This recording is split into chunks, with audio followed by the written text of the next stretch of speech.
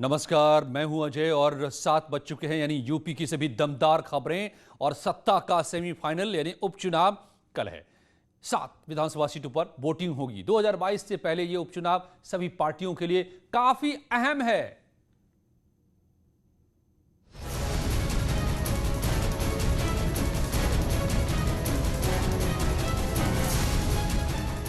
कल उत्तर प्रदेश की 7 विधानसभा सीटों में वोट डाले जाएंगे। पोलिंग पार्टियां 7 विधानसभा सीटों के लिए रवाना हो गई हैं।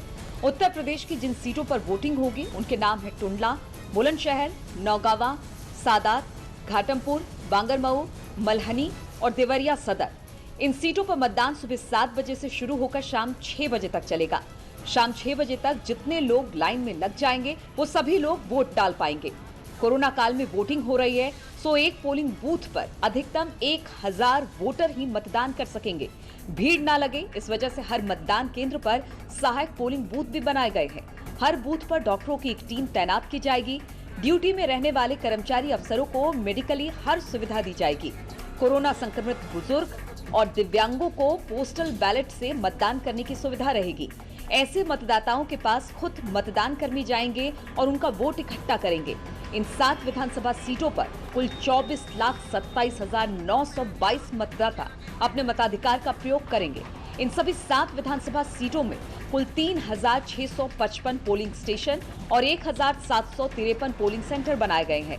चुनाव को लेकर सुरक्षा पुख्ता है। चुनाव में उतरी सभी पार्टियों ने जीत का दावा किया है। देखना है कि 7 विधानसभा सीटों के मतदाता किसे अपना आशीर्वाद देते हैं। Bureau report, news 18। तो उपचुनाव को लेकर चुनाव आयोग की कैसी तैयारियां हैं, हमारे संवाददाता शवाब ने बात की यूपी में अपर मुख्य निर्वाचन अधिकारी योगेश्वर राम मिश्र से। उत्तर प्रदेश में 7 विधानसभा सीटों के लिए कल सुबह 7 बजे से वोट डाले जाएंगे। भारत निर्वाचन आयोग की क्या तैयारियां हैं, इस पर बातचीत करने के लिए एडिशनल सीओ योगेश्वर जी हमारे साथ हैं। सर, कल बाई इलेक्शन है, किस तरीके से तैयारी है, क्या कुछ खास होगा इस बार के चुनाव में? जहाँ तक खास की बात आपने कहा, अभी तक हम लोगों का पूरा जोर रहता था कि फ्री एंड फेयर इलेक्शन हो, लेकिन ये कोविड महामारी के अधीन होने वाला शायद इतना बड़ा और महत्वपूर्ण चुनाव है, तो लिए हमारे लिए सुरक्षा भी बहुत बड़ा बिंदु है। हमारा जो पोलिंग पर्सनल लगा हुआ है, हमारे जो पुलिस बल के लोग लगे हुए हैं, या चुनाव की इस प्रक्रिया में जो भी लोग किसी भी तरह से प्रत्यक्ष या परोक्ष रूप से जुड़े हुए हैं, सबकी सुरक्षा की बात करते हैं, तो उसके लिए विशेष तैयारियां की गई हैं। हर जगह पे ये प्रोसेस हम लोगों ने शुरू से ही किया, ट्रेनिंग से लेकर के पार्टियों के मूवमेंट तक, और कल बूथों पर भी थर्मल स्कैनिंग, मास्क को इंश्योर किया जा रहा है, और चूँकि ईवीएम का बटन दबा करके वोट दिया जाता है, तो वहाँ पर भी एक ऐसे सरफेस से, पॉलीथीन सरफेस से बटन दबाने के लिए भी जिससे किसी भी प्रकार का इन्फेक्शन ना होने पाए। सोशल डिस्टेंसिंग के लिए लगातार जिला का जो प्रबंध तंत्र है उसके माध्यम से, आप लोगों के माध्यम से सोशल और फिजिकल डिस्टेंसिंग की भी बात की जा रही है, और हमारी तैयारियां पूर्ण हैं। तो उपचुनाव कल होंगे, मगर राज्यसभा चुनाव के नतीजे आज ही आ गए। 10 प्रत्याशी निर्विरोध चुन लिए गए। यूपी से बीजेपी के 8 सांसद राज्यसभा पहुंच गए। देखिए ये रिपोर्ट। यूपी उत्तराखंड में राज्यसभा का चुनाव तय तारीख से पहले ही पूरा हो गया। यूपी में 10 सीटों पर चुनाव था और सभी 10 सीटों पर प्रत्याशी निर्विरोध चुनाव जीत गए।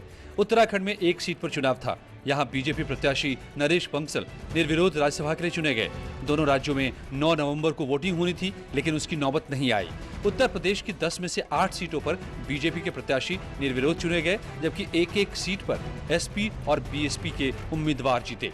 राज्यसभा में अभी बीजेपी के 86 सांसद हैं। यूपी से 8 और उत्तराखंड से 1 सांसद जीतने से राज्यसभा का गणित बदल गया है। अब बीजेपी के पास 92 सांसद हो गए हैं, जबकि कांग्रेस के पास सिर्फ 38 सांसद बचे हैं। आजादी के बाद पहली बार ऐसा है जब राज्यसभा में बीजेपी सबसे बड़ी पार्टी बनी है। इससे पहले सिर्फ कांग्रेस का प्रभुत्व राज्यसभा में रहता था। राज्यसभा में बीजेपी की ताकत बढ़ने से मोदी सरकार और भी मजबूत हुई है।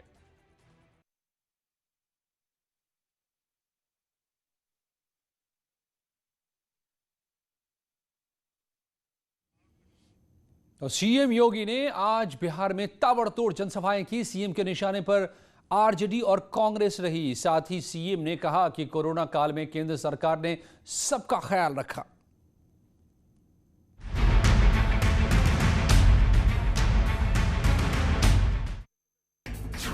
सीएम योगी ने की ताबड़तोड़ जनसभाएं।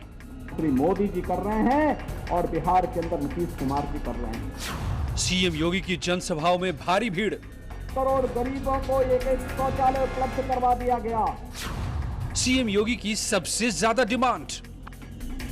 विजयी होगा और जन जन के जीवन में खुशहाली लाने का कार्य।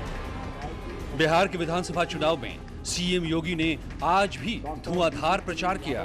सीएम ने वाल्मीकि नगर, रक्सौल, सीतामढ़ी में जनसभा को संबोधित किया। सीएम योगी को सुनने बड़ी संख्या में लोग पहुंचे थे। सीएम योगी ने विरोधियों पर जमकर प्रहार किए। कांग्रेस हो या राजद, ये केवल धोखा देने के सिवाय बाकी इनके पास कोई दूसरा कार्य नहीं। विभाजन और बंटवारा करना। 1945-47 में इन्होंने देश का विभाजन किया था और लगातार समाज को कहीं जाति के नाम पर, कहीं क्षेत्र के नाम पर, कहीं मत और मजहब के आधार पर बांटने का कार्य ये लोग केवल करते हैं। ये लोग जोड़ने का कार्य नहीं कर सकते। इनसे कोई उम्मीद मत करिए। विकास ऐसे होना चाहिए जैसे मोदी जी ने दिया। मोदी जी ने जो मॉडल दिया, हर गरीब को मकान देंगे, तेजी के साथ देना प्रारंभ हुआ। 6 वर्ष में 3 करोड़ लोगों को एक आवास उपलब्ध करा दिया। सीएम योगी ने रक्सौल की सभा में कहा, कोरोना काल में जो भी बिहार के लोग यूपी से गुजरे उनको पूरा सम्मान दिया गया और उनको छोड़ने की व्यवस्था कराई गई। लोग मुझसे पूछते थे कि आखिर बिहार के प्रवासी लोगों के लिए आप इतने चिंतित क्यों हैं, भारत सरकार चिंतित क्यों है। मैंने कहा देखो, बिहार का नागरिक हमारे लिए माता सीता के मायका का नागरिक है, उसके प्रति हमारी जिम्मेदारी है।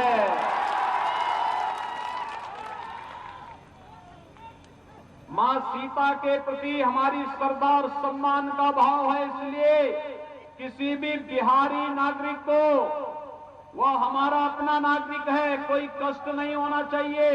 उत्तर प्रदेश में आते ही उसे बस की सुविधा, उसको भोजन की सुविधा, उसको रहने की व्यवस्था और सुरक्षित पहुंचाने की व्यवस्था का कार्य पूरी मजबूती के साथ किया गया। प्रधानमंत्री मोदी जी ने स्पेशल ट्रेन चलवा करके घर घर तक उन लोगों तक पहुंचाने का कार्य किया और आत्मनिर्भर भारत के अंतर्गत उन सभी लोगों को रोजगार और सम्मान के साथ जीवन यापन करने के लिए सुविधाएं उपलब्ध करवाने का कार्य भी किया।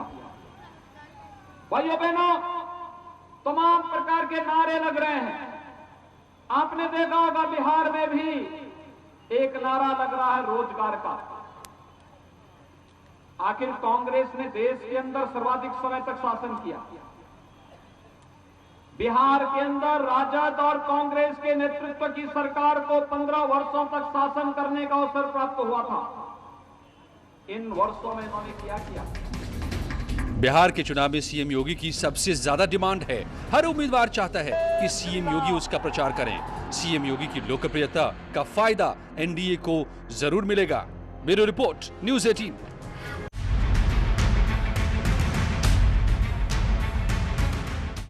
लंबे समय तक कांग्रेस की नेता रही अन्नू टंडन अब सपाई हो गए हैं।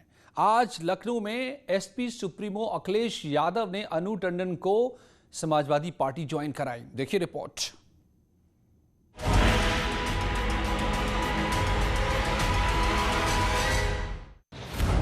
अब सफाई हुई अन्नू टंडन।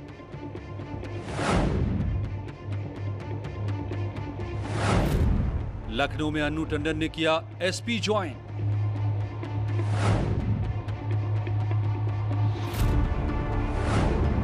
कल की कांग्रेसी अब हुई सफाई। काफी समय तक कांग्रेस में रहने वाली अन्नू टंडन अपने समर्थकों के साथ लखनऊ में अखिलेश यादव की मौजूदगी में समाजवादी पार्टी की सदस्यता ले ली। अन्नू टंडन ने कहा कि मेरे एसपी में शामिल होने का कारण अखिलेश यादव खुद हैं। एसपी के शासनकाल में अखिलेश यादव ने शानदार काम किया। अन्नू टंडन ने कहा कि अखिलेश फिर से मुख्यमंत्री बने, यही मेरा मकसद है। बहुत सारी बातें हो रही हैं बाहर, सबसे ज़्यादा ज़रूरी वजह मैं आपको ये बताना चाहती हूँ, वो है अखिलेश यादव जी खुद। एक बार मुख्यमंत्री जब बने थे, मेरा सौभाग्य था कि उनके पास एक सांसद होने के नाते भी मैं काम लेके गई थी, लेकिन उनका काम करने का तरीका मैंने तब भी देखा था, और जो काम उन्होंने किए हैं, मेरे ख्याल से उस पहले कार्यकाल में इससे ज़्यादा करना असंभव था। आप सब जानते हैं, और एक समय ऐसा था कि उस क्षेत्र से मैं जब निकलता था, एक्सप्रेसवे नहीं बना था, जब मैं उस रास्ते से गुजरता था, मैं कुछ भी कहूं लोगों से, मैं अपनी पार्टी की भी बात करता था, गांव-गांव में रुकता था। उस समय सबसे पहले परिचय अगर किसी ने मुझे दिया था इनका, तो वो गांव में रहने वाले लोग, गरीब और एक एक उन्नाव के जो रास्ते में मिलते थे, उन्होंने बताया कि असली काम कोई कर रहा है तो वो यहाँ के नेता, यहाँ के अन्नू टंडन जी सेवा कर रही हूँ। यूपी में कांग्रेस अपना आधार मजबूत करने में जुटी है। इस बीच इस तरह से कांग्रेस के पुराने नेता का कांग्रेस छोड़कर एसपी में जाना निश्चित तौर पर कांग्रेस के लिए बड़ा झटका है। तो वहीं एसपी के लिए खासकर उन्नाव में अन्नू के आने से फायदा होगा। Bureau report, news 18। और आज एक बार फिर मायावती प्रेस के सामने आई, अखिलेश यादव पर जमकर निशाना साधा, बीजेपी से दोस्ती को नकारा। देखिए ये रिपोर्ट। बीएसपी अध्यक्ष मायावती ने आज एक बार फिर समाजवादी पार्टी पर करारा प्रहार किया। लखनऊ में मायावती ने प्रेस कॉन्फ्रेंस की। उन्होंने फिर दोहराया कि एमएलसी चुनाव में वो किसी भी कीमत पर एसपी को जीतने नहीं देंगी। एसपी को हराने के लिए किसी का भी समर्थन कर सकती हैं। यूपी में जल्द ही आगे होने वाले एमएलसी के चुनाव में सपा के दूसरे खड़े किए गए प्रत्याशी को हराने के लिए बीएसपी को चाहे बीजेपी व अन्य किसी भी सपा प्रत्याशी के मुकाबले में भारी पड़ रहे एमएलसी के प्रत्याशी को यदि वोट देना पड़ता है तो हम जरूर देंगे। मायावती ने बीजेपी को समर्थन देने के बयान को लेकर उठ रहे उन सवालों का भी जवाब दिया, जिसे लेकर एसपी और कांग्रेस उन पर बीजेपी से साठगांठ का आरोप लगा रहे थे कि बीएसपी किसी भी कीमत पर पूरे देश में खासकर यहाँ बीजेपी जैसी संकीर्ण व सांप्रदायिक ताकतों का साथ नहीं दे सकती है। मथुरा के बरसाना में मंदिर में नमाज पढ़ने वाले को दिल्ली से गिरफ्तार किया गया है। देखिए ये रिपोर्ट।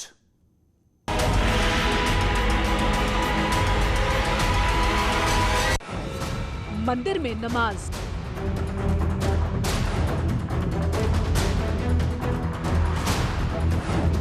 मथुरा के बरसाना के मंदिर में नमाज।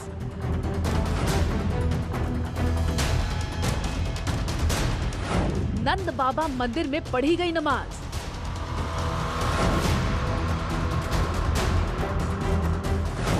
नमाज के बाद प्रशासन से हुई शिकायत।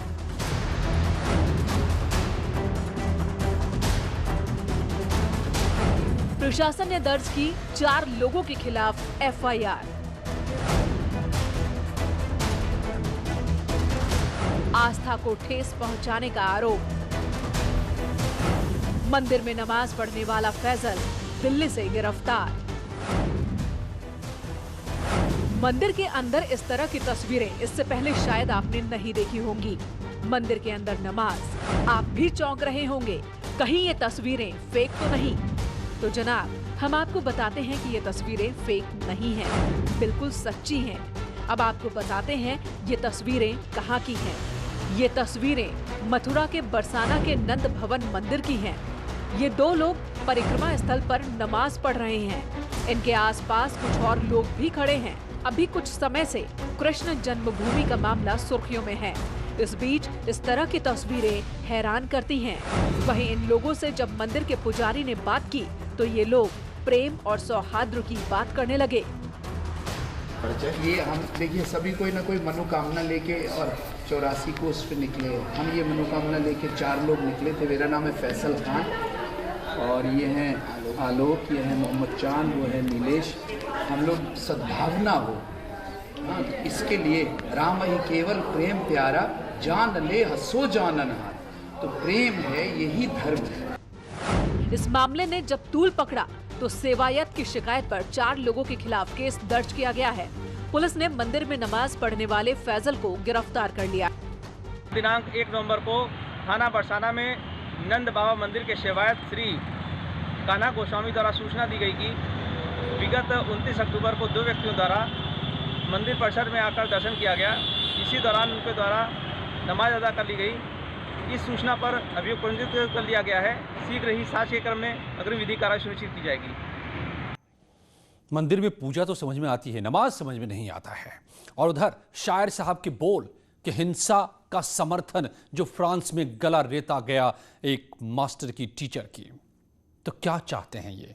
क्यों हिंदुस्तान में इन्हें चाहिए नफरत की आग? आज महाबहस इसी पर रात 8 बजे जुड़िए मेरे साथ और लौटते हैं कुछ ही पलों में और दमदार खबरों के साथ।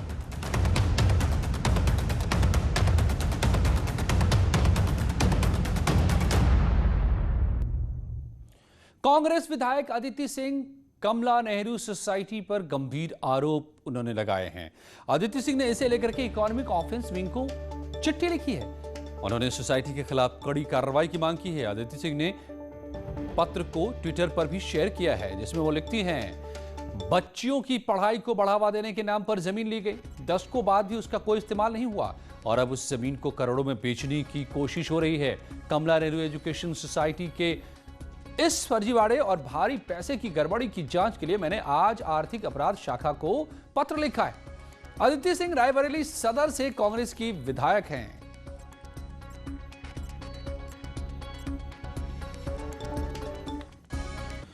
अदिति सिंह के इस ट्वीट के बाद बीजेपी हमलावर हो गई है। बीजेपी प्रवक्ता शलभमणि त्रिपाठी ने ट्विटर पर लिखा है कि गांधी परिवार किसी के नाम पर भी जमीनें लूट सकता है। पहले राजीव जी के नाम पर सम्राट साइकिल के बहाने गरीबों की जमीन लूटी गई और अब फिराक में थे कमला नेहरू जी के नाम पर 112 दलित मुस्लिमों की जमीन लूटने की। और अब दाल नहीं गलेगी, योगी जी की सरकार गरीबों के हक में जमीन खोरों से लड़ेगी। फर्रुखाबाद में समाजवादी पार्टी के जिलाध्यक्ष को पुलिस ने गिरफ्तार कर लिया है। जिलाध्यक्ष नदीम फारूकी पर महिलाओं से बदसलूकी का आरोप है। उसका रिवॉल्वर के साथ एक तस्वीर भी वायरल हुई थी। नदीम की गिरफ्तारी के विरोध में समाजवादियों ने थाने पहुंचकर हंगामा कर दिया, जिसके बाद पुलिस ने उन्हें समझा बुझाकर मामला शांत कराने की कोशिश की।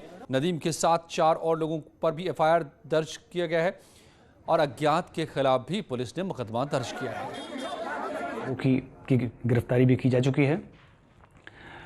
नदीम फारूकी जो कि समाजवादी पार्टी के जिला फर्रुखाबाद के अध्यक्ष भी हैं, ये इनका एक वीडियो कल वायरल हुआ था जिसमें एक मोटरसाइकिल पर पीछे नंगी रिवॉल्वर लेकर के जाते हुए इन्हें देखा गया। उसके आधार पर लाइसेंस की शर्तों के उल्लंघन की दृष्टि से उस वायरल वीडियो पर भी अग्रेतर विधिक कार्रवाई की जा रही है। तो आज समाजवादी पार्टी और कल कांग्रेस के जिलाध्यक्ष की गिरफ्तारी हुई थी। जालौन में कांग्रेस जिलाध्यक्ष पर महिला से छेड़छाड़ का आरोप लगा था। इसके बाद महिला ने जालौन में कांग्रेस जिलाध्यक्ष अनुज मिश्रा की पिटाई भी की थी। आज फर्रुखाबाद के समाजवादी जिलाध्यक्ष पर भी महिला ने गंभीर आरोप लगाए हैं। दोनों ही मामलों में आरोपियों की गिरफ्तारी हो चुकी है।